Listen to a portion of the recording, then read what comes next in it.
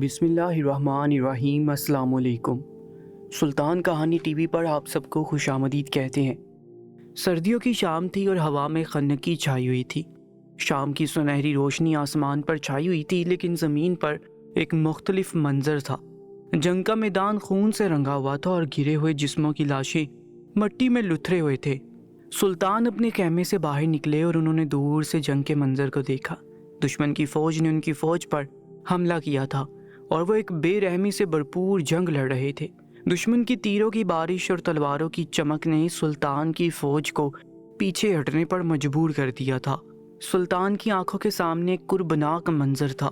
ان کے جوان ایک ایک کر کے گر رہے تھے، خون میں لتھڑے ہوئے، اور دشمن کی فوج انہیں بے رحمی سے شکست دے رہی تھی۔ ہر طرف چیخو پکار اور کراہیں سنائی دے رہی تھی۔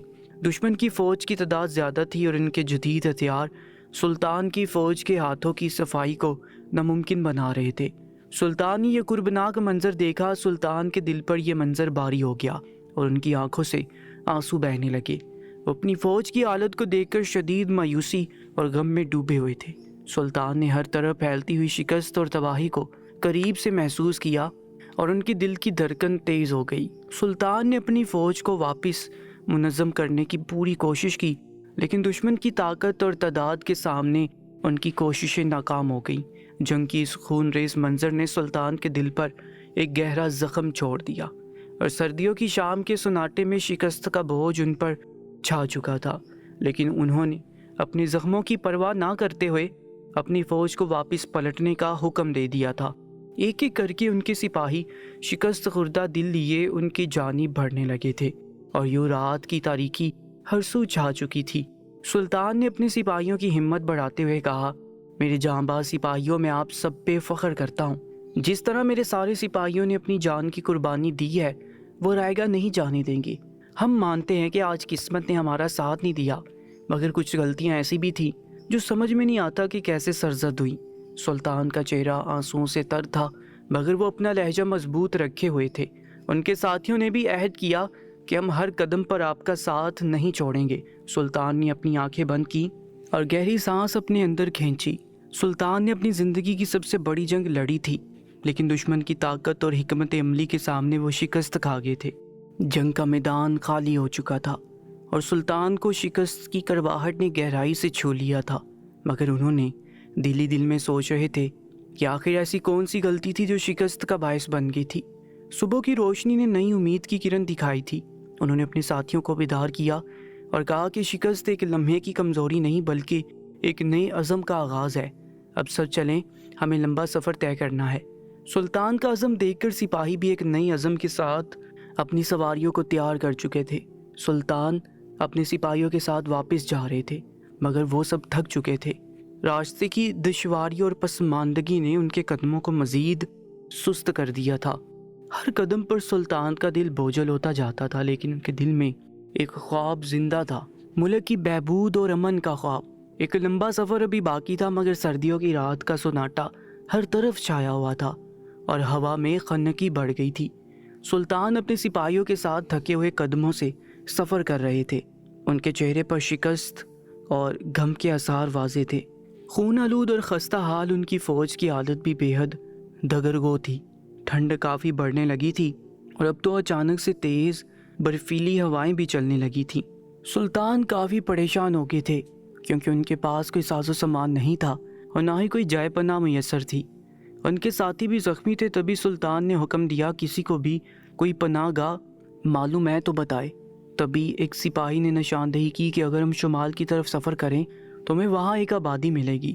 تب سلطان نے سب کو اسی طرف چلنے کا حکم دیا۔ ابھی کچھ دور ہی چلے تھے کہ انہیں دور سے چراغ ٹمٹماتے نظر آئے۔ سپاہیوں میں خوشی کی لہر دوڑ گئی، ورنہ ان یخ بستہ ہواؤں کو جیل نہیں پا رہے تھے۔ اسی راستے میں ایک چھوٹا سا گاؤں آیا، جہاں چراغوں کی مدھم روشنی اور دھند میں ڈھکے ہوئے مکانوں نے ایک اداس ماحول پیدا کیا ہوا تھا۔ سلطان نے فیصلہ کیا کہ وہ اس گاؤں کی جانب بڑھیں گے اور وہیں رات گزاریں گے تاکہ اپنی فوج کو آرام دے سکیں۔ تبھی سلطان کی نظریں ایک چھوٹے سے مکان پر گئیں جو کھیتوں کے قریب تھا اور گاؤں سے کافی ہٹ کے تھا، جہاں ایک بوڑھی عورت باہر کھڑی اپنی مویشیوں کو اندر کی طرف لے جا رہی تھی۔ کیونکہ سردی کی وجہ سے وہ باہر بنے چھوٹے سے جھونپڑے میں محفوظ نہیں تھے، उस औरत के हाथ में एक चिराग था जो हवा से बुझने के करीब था, मगर वो औरत खासी समझदार और मजबूत लग रही थी। तभी सुल्तान और उसके साथियों पे उसकी नज़र पड़ी। उन सबको वहाँ देखकर एक पल को वो घबराई थी, मगर जल्दी उसने खुद पर काबू पा लिया था। उसे देख के पता चलता था कि वो अकेली रहती है और उसका मकान सादा लेकिन साफ सुथरा था। वो औरत अंदर जा चुकी थी और दरवाज़ा बंद कर दिया था। सुल्तान ने अपने साथियों को रुकने के लिए कहा और ख़ुद बूढ़ी औरत के घर की तरफ बढ़े। मकान के करीब पहुंचकर सुल्तान ने दरवाजे पर हल्की सी दस्तक दी। सुल्तान के सिपाहियों को इल्म था कि कभी भी ऐसी सूरत-ए-हाल में सुल्तान अपनी शनाख्त छुपा लिया करते थे, और आज भी वो उस औरत को ये नहीं बताने वाले थे कि वो कौन है। वो नहीं चाहते थे कि कभी किसी के घर पनाह लें तो वह इंसान उन्हें सुल्तान समझकर उनकी मेज़बानी के लिए परेशान हो जाए। सुल्तान की पहली दस्तक पे ही बूढ़ी औरत ने दरवाज़ा खोला और सुल्तान को देखकर हैरान रह गई। आइए मेरे बेटे, बूढ़ी औरत ने मोहब्बत से कहा। आप सबको इतनी सर्दी में यहाँ देखकर दिल को सुकून मिला। सुल्तान ने सलाम किया और कहा, हम जंग के मैदान से वापस आ रहे हैं, हमें इस वक्त आराम की ज़रूरत है, हमें इस रात की पनाह चाहिए।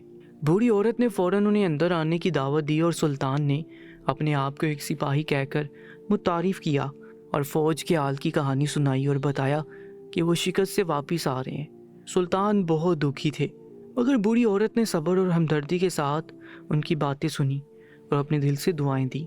बूढ़ी औरत ने सुल्तान से कहा, जंग में जीत और शिकस्त तो चलती रहती है बेटा, आप भूखे होंगे, मैं जल्दी से खाना बना लेती हूँ। वो औरत ये कहकर उठी और चावल वगैरह उठाने लगी। सुल्तान ने मना करना चाहा, मगर खामोश रहे, क्योंकि उनके साथ उनके साथी भी भूखे थे। वो अपनी वजह से उनको भूखा नहीं रख सकते थे। वो कमरा काफ़ी कुशादा था और एक जानिब चिराग जल रहा था, दूसरी तरफ एक मिट्टी से बना हुआ बड़ा सा चूल्हा कमरे के बीचों बीच बना हुआ था, क्योंकि वहीं पे सर्दी से बचने के लिए शायद वो औरत आग जलाकर खुद को गर्म करती थी और खाना भी वहीं बनाया करती थी। वो औरत बहुत बातूनी थी, उसे इल्म नहीं था कि वो सुल्तान मोहतरम से बात कर रही थी, बस वो अपनी शीरी बयानी से सुल्तान के दिल को सुकून पहुंचा रही थी। बूढ़ी औरत की आजिज़ी और सखावत की कदर सुल्तान के दिल में जागी। वो चावल चूल्हे पे रख चुकी थी। सारे सिपाही खामोशी से खाना पकने का इंतज़ार करने लगे। अब तो सुल्तान को भी काफ़ी भूख लग चुकी थी। अचानक सुल्तान ने उस औरत से पूछा, तुम्हारे पास इतनी थोड़ी सी ज़मीन और वसाइल हैं, लेकिन तुम्हारा दिल इतना बड़ा है, ये कैसे मुमकिन है? उसने जवाब दिया, बेटा, दिल बड़ा होने का मतलब वसाइल नहीं बल्कि मोहब्बत, हमदर्दी और सखावत है। जब हम दूसरों के लिए कुछ करते हैं तो हम खुद भी अमीर बन जाते हैं। उसकी बातें सुल्तान के दिल में घर करती जा रही थी। औरत ने उन सब के लिए खिचड़ी बनाई थी और एक थाल में डालकर सबके सामने रख दी। सुल्तान ने उस औरत का शुक्रिया अदा किया और भूख के मारे जल्दी खिचड़ी में हाथ डाल दिया। खिचड़ी काफ़ी गर्म थी और क्योंकि सुल्तान ने बीच से खाना चाहा था तभी उनका हाथ जल गया। सुल्तान अपने हाथ को पकड़े फूंक मार के उसे सहलाने लगे कि अचानक वो औरत बोली, बेटा, ये क्या कर दिया? जल्दबाजी में अपना हाथ जला डाला। वो पहले परेशान हुई और फिर उंगली उठाकर समझाने वाले अंदाज में बोली, मैं तो तुम्हें समझदार सिपाही समझ रही थी, मगर तुमने तो सुल्तान वाली गलती कर डाली। उसकी बात सुनकर सुल्तान के चेहरे का रंग उड़ चुका था। वह हैरान परेशान उसे देखे जा रहे थे, मगर जुबान से कुछ बोल ना पाए, जबकि औरत की बात पे सिपाही भी सटपटाए थे। लेकिन सुल्तान ने हाथ के इशारे से उन्हें खामोश रहने का कहा और खामोशी से खिचड़ी ठंडी होने का इंतज़ार करने लगे थे। बेटा, तुम लोग खाना खा के आराम से सो जाना, मैं दूसरे कमरे में सो जाऊंगी जहाँ मेरे मवेशी बंधे हैं। वो हाथ झाड़कर उठी और धीमे धीमे चलती हुई दूसरे कमरे की जानिब गायब हो गई और सुल्तान के दिलो दिमाग में कई सवाल छोड़ गई। वो समझ नहीं पा रहे थे कि आखिर उन्होंने कौन सी गलती की थी जो उस बूढ़ी खातून ने सुल्तान की मिसाल गलती से दी थी। वो पहले परेशान और दुखी थी, मगर अब तो उनकी बेचैनी मज़ीद बढ़ चुकी थी। सारे सिपाही थके हारे सो चुके थे, मगर सुल्तान की आंखों से नींद कोसों दूर थी। आहिस्ता आहिस्ता रात का सफ़र जारी था। जाड़े की रातें वैसे भी लंबी होती थीं, मगर आज की स्याह रात कुछ ज़्यादा ही लंबी थी सुल्तान के लिए। सुबह का सूरज तुलू होने लगा था। सुल्तान अपने सिपाहियों के साथ वहीं फजर की नमाज अदा कर चुके थे। तभी वो बूढ़ी औरत उन सब के लिए नाश्ता लाई और सामने रख दिया। वो औरत अब काफ़ी खुश लग रही थी उनकी मेहमान नवाजी करके, और जब सुल्तान ने सब सिपाहियों समेत इजाज़त चाही और शुक्रिया अदा करते हुए रवाना हुए तो उस बूढ़ी औरत ने उन सबको ढेरों दुआएं दी और काफ़ी देर तक दरवाजे पर खड़ी उनको जाता देखती जा रही थी। सुल्तान ने उसे हरगिज़ मालूम ना होने दिया था कि वो कौन है और उसकी दानाई और मेहमान नवाजी से बहुत मुतासिर थे, मगर वो बहुत पछता रही थी कि उन्होंने अपने सवाल का जवाब क्यों नहीं पूछा था। मगर सुल्तान ये सोचकर खामोश हो गए थे कि वो नहीं चाहते थे कि उसको उनकी असलियत मालूम पड़ जाए।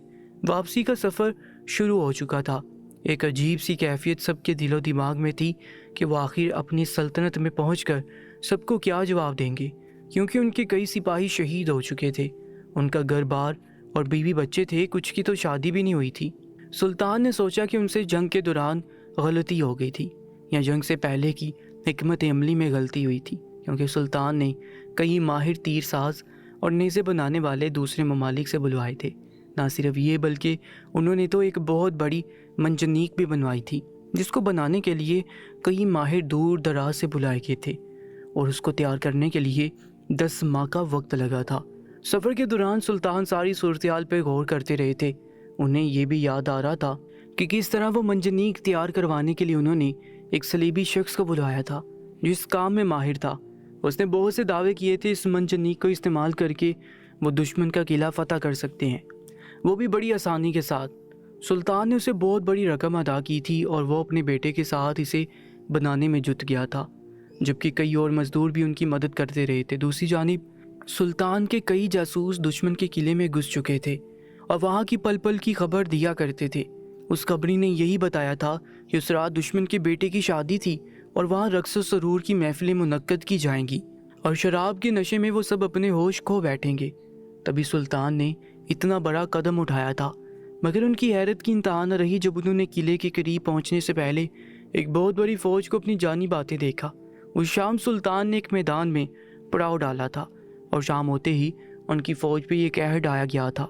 जाने कहाँ से उनको इतला मिल चुकी थी कि सुल्तान का लश्कर रास्ते में है और वो वहाँ पहले ही पहुँच चुके थे। सुल्तान ने अपने साथियों को बहादुरी से लड़ते देखा था, मगर दुश्मन की कमान में बहुत मुँह जोर घोड़े और हथियार थे जिनके आगे वो सब टिक न पाए थे और अब उन सब के घर वाले उनका इंतज़ार कर रहे होंगे। मगर सुल्तान के साथ चंद सिपाही वापस जा रहे थे।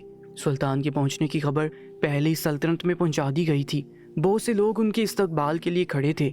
शायद वो सोच रहे थे कि सुल्तान जीत का झंडा गाड़ के आए होंगे, मगर बदकिस्मती से इस बार वो शिकस्त खाकर आए थे। सुल्तान और उनके साथियों के वहाँ पहुँचते ही मंजर देखने जैसा नहीं रहा था। एक आहो बका शुरू हो चुकी थी, हर जगह से रोने पीटने की आवाज़ें आ रही थीं।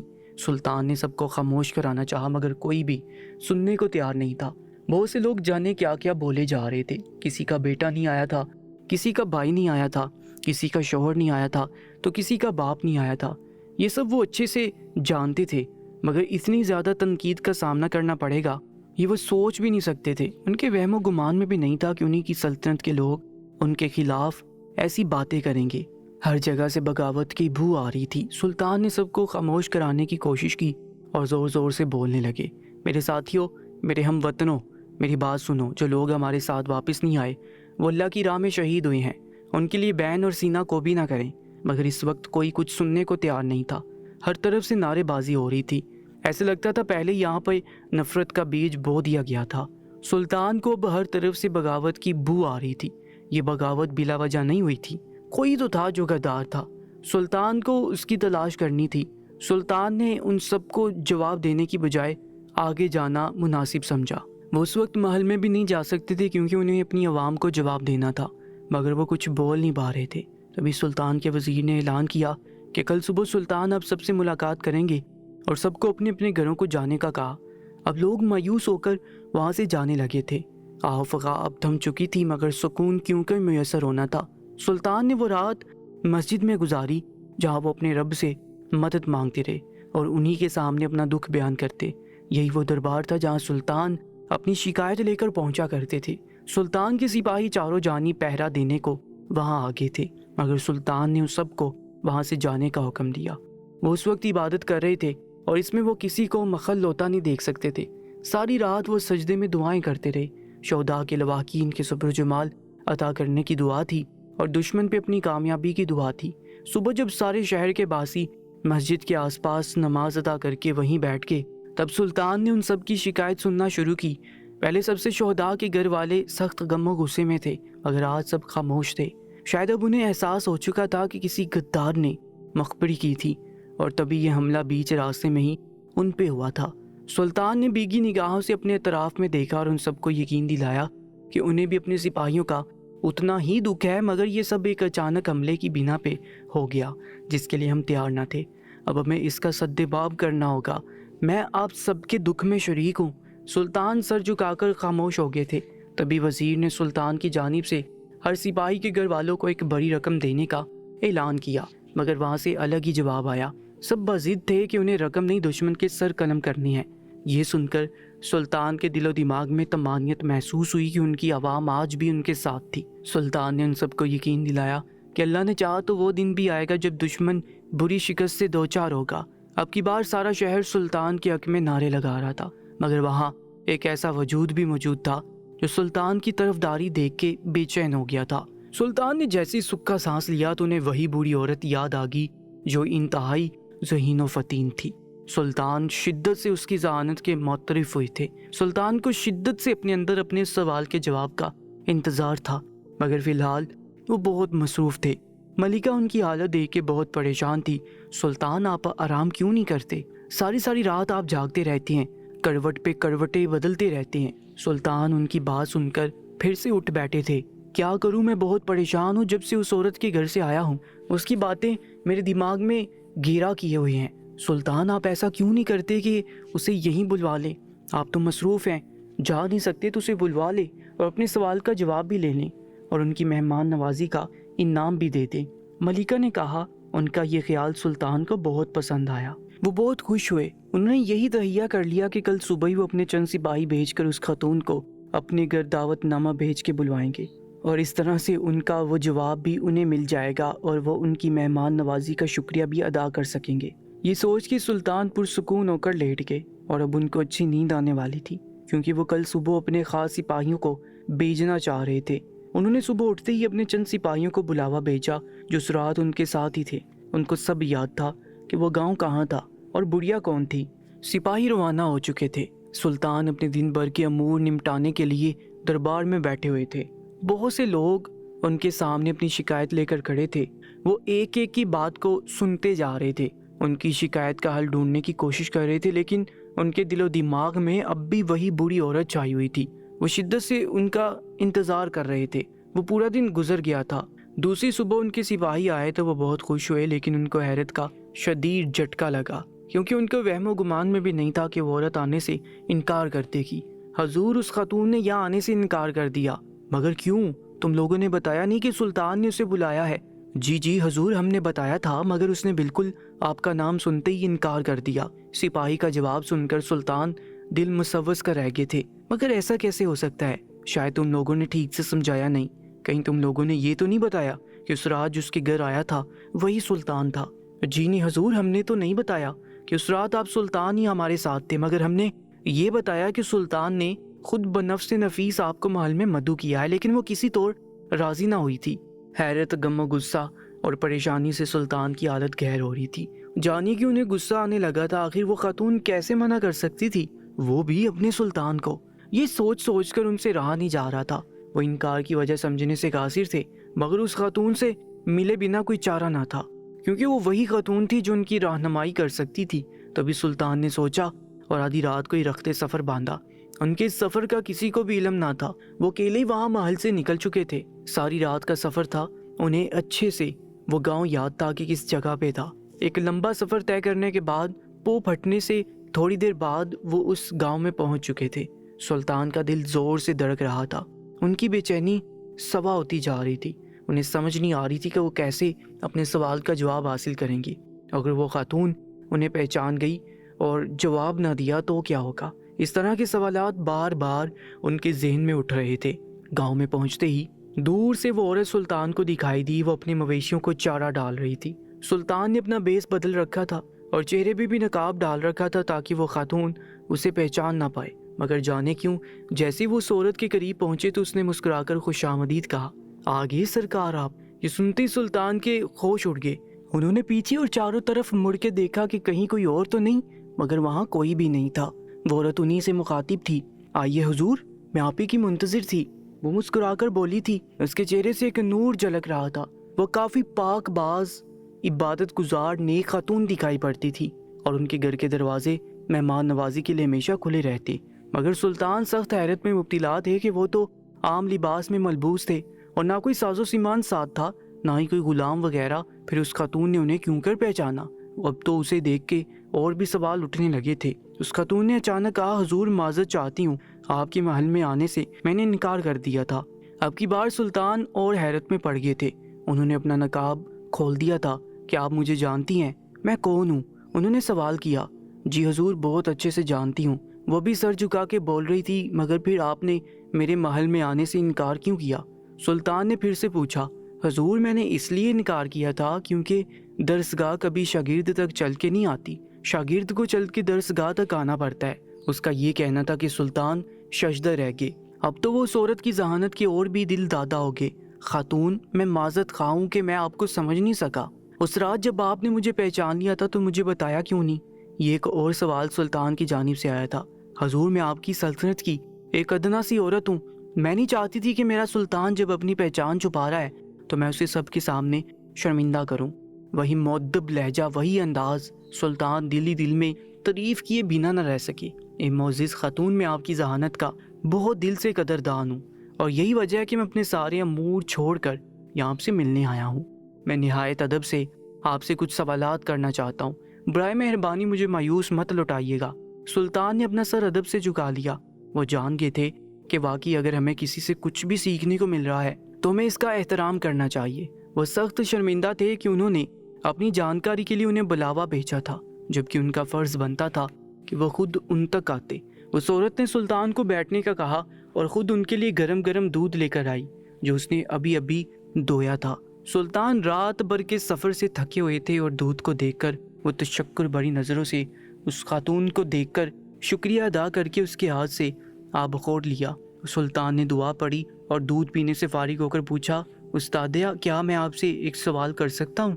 यूँ तो मुझे आपसे बहुत कुछ सीखने को मिला है, मगर उस रात आपने एक बात कही थी जो कब से मेरे दिलो दिमाग में गहरा असर छोड़ गई है। आखिर आपने उस रात ये क्यों कहा था कि सुल्तान की तरह गलती कर दी? आखिर मैंने क्या गलती की है? सुल्तान का पूरा वजूद जैसे उस बूढ़ी औरत ने इस बात में सर हिलाया और बोली, हुजूर, उस रात जब आपने खिचड़ी के बीच में हाथ डाला तो आपका हाथ जल गया, क्योंकि कोई और होता तो वो किनारे से थोड़ा थोड़ा करके खाता, मगर आपने जल्दबाजी में अपना हाथ जला दिया। वो कहती जा रही थी और सुल्तान हमातन गोश थे। हुजूर, इसी तरह आपने ये गलती की कि सीधा ही आपने दुश्मन के सबसे बड़े किले को फतह करने का सोचा, हमला कर दिया, जबकि आपको मालूम होना चाहिए कि सबसे बड़े किले में दुश्मन खुद रहता है और वो अपनी हिफाजत की सारी तदाबीर अख्तियार कर चुका होगा, जबकि उसके आसपास के छोटे छोटे किले जिनमें कमक भी इतनी मौजूद नहीं होती और उन्हें फतह करना बहुत आसान है। लेकिन इन छोटे किलों में भी दुश्मन के महल की रानियां उनकी औलाद रहती हैं। यूँ आप दुश्मन छोटे छोटे किलों को फतह करके दुश्मन की बुनियाद हिला सकते हैं, फिर वो इस काबिल नहीं रहेगा कि आपका मुकाबला कर सके। उस खातून की बात सुनकर सुल्तान हैरत से सुन रह गए। ये ख्याल उनको क्यों नहीं आया? इतनी गहरी बात वो पहले क्यों ना पकड़ सके थे? अब तो सुल्तान ने खातून के आगे सर खम कर दिया था। मेरी अजीज उस्तादा, आपकी इतनी जहानत और फतानत की वजह जान सकता हूँ? सुल्तान ने अदब से सवाल किया तो वो खातून बहुत पूरे सरार अंदाज में मुस्कुराई थी और जब वो बोली तो सुल्तान फिर से हैरत अंगेज रह गए। सुल्तान, क्या आप मुझसे ये नहीं पूछेंगे कि उस रात मैंने आपको कैसे पहचाना, जबकि आपने अपनी शनाख्त एक सिपाही के तौर पर करवाई थी? वो मुस्कुराते हुए सुल्तान को देखे जा रही थी। वाकई ये तो उन्होंने सोचा ही ना था कि वो कैसे उन्हें पहचान गई थी। अब तो सुल्तान पे परत परत वो खातून खुलती जा रही थी। तभी सुल्तान ने भी मुस्कुराकर सरखम किया, औरत, ये भी आप ही बता दें, क्योंकि मैं ये सब जानने से कासिर हूँ। तो वो खातून बोली, सुल्तान, आपके बाजू में एक निशान तो होगा जो बचपन में घोड़े से गिरने की वजह से जख्मी होने पे आया था। सुल्तान ने हैरत अंगेज तौर पे अपने बाजू पे हाथ रखा। जी हाँ बिल्कुल, लेकिन आप कैसे जानती हैं? ये एक और सवाल था। सुल्तान, क्योंकि मैं भी उस वक्त आपके साथ ही थी। उस कनीज ने आपको घोड़े से गिरते देखकर आपकी जान बचाई थी और उस रात आपके कुर्ते का बाजू फट चुका था। वो जख्म का निशान मुझे अच्छे से याद था। तभी आपको खाना देते वक्त मेरी नज़र उस जख्म पे पड़ी और तभी मैंने वो जुमला कहा था। आज तो सुल्तान पे हैरत के पहाड़ टूटते जा रहे थे और वो सिर्फ खामोश उनकी तरफ देखे जा रहे थे। उनका मतलब यही था کہ اب اگلا سوال یہی ہے کہ آپ کون ہیں؟ سلطان محترم، آپ کا ایک سوال یہ بھی ہے نا کہ میری ذہانت اور فطانت کا راز کیا ہے؟ تو میں آپ کو بتاتی چلوں کہ میں نے 20 سال تک آپ کی والد محترم کی زیر نگرانی میں رہی ہوں۔ انہوں نے میرا بہت خیال رکھا۔ میرے والد اور آپ کے والد محترم بہت اچھے دوست تھے۔ میرے والد بڑے سلطان کے لیے جاسوسی کرتے تھے، ان کے دشمنوں کی گات میں رہا کرتے تھے اور پل پل کی خبر دیا کرتے تھے۔ ایک بار بڑے سلطان نے میرے ابا جان کو خاص مہم کے لیے بھیجا تھا، تو میں 5 سال کی تھی اور ابا جان مجھ سے بہت محبت کرتے تھے، میری خواہش پورا کرنا اپنا فرض سمجھا کرتے تھے۔ لیکن جب اس بار وہ مہم پر گئے تو واپس نہ آ سکے۔ دشمنوں کو ان کی مخبری کی گئی تھی۔ عین وقت پہ ایک غدار بیٹھا ہوا تھا جس نے میرے والد کو قتل کر ڈالا۔ میں چھوٹی سی عمر میں یتیم ہو چکی تھی، جو مجھے یتیمی کا مطلب بھی معلوم نہیں تھا، مگر بڑے سلطان نے میری پرورش کا ذمہ اٹھا لیا۔ انہوں نے مجھے اپنی بیٹی کی طرح پالا، مجھے زمانے کے سرد و گرم سے بچایا، اور یہی نہیں، وہ ہمیشہ مجھے درس بھی دیا کرتے تھے۔ جب بھی وہ کوئی اہم کام کر رہے ہوتے تو میں ان کے آس پاس ہی ہوا کرتی، ان کے اہم فیصلوں کے بیچ بھی میں بیٹھ جایا کرتی۔ میری اس عادت سے سب آگاہ تھے اور کوئی بھی مجھے وہاں سے اٹھنے کو نہیں کہتا تھا، لیکن بڑے سلطان کی حمایت مجھے حاصل تھی۔ لیکن جب میں نے جوانی کی دہلیز پہ قدم رکھا تو میرا وہاں جانا بند کر دیا گیا، مگر اس وقت تک میں بڑے سلطان سے تعلیم حاصل کر چکی تھی، ان کی ذہانت و فطانت کی معترف ہوں اور میں بھی انہی کی شاگرد ہوں۔ لیکن جب بڑے سلطان اس دنیا سے چلے گئے تو میں نے وہاں رہنا مناسب نہ سمجھا اور یہاں آ کر اپنا ایک چھوٹا سا گھر بسا دیا۔ میں نے شادی بھی نہیں کی۔ یہ مال مویشی ہیں جن کو میں اپنی اولاد کی طرح سمجھتی ہوں، اس لیے میرے گھر کے دروازے ہمیشہ مہمانوں کے لیے کھلے رہتے ہیں، کیونکہ کبھی بھی کسی کے گھر میں بے آسرا بے یار و مددگار گئی تھی اور مجھے اللہ نے بڑے سلطان کی شکل میں آسرا عطا کیا تھا۔ اب تو آپ کے دل و دماغ میں کوئی اور سوال تو نہیں ہے میرے سلطان معظم؟